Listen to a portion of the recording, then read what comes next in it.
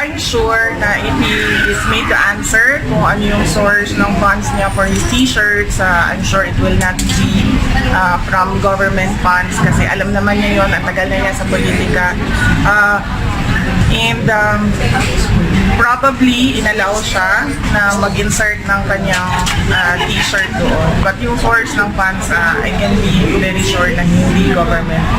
So ma'am, in general, your stance on the use of public funds for campaign materials, ano po yung stance yun in general?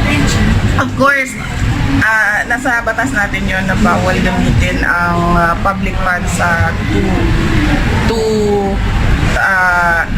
manufacture campaign materials. So alam na naman natin lahat yun, and I'm sure alam na lahat ng senator candidates.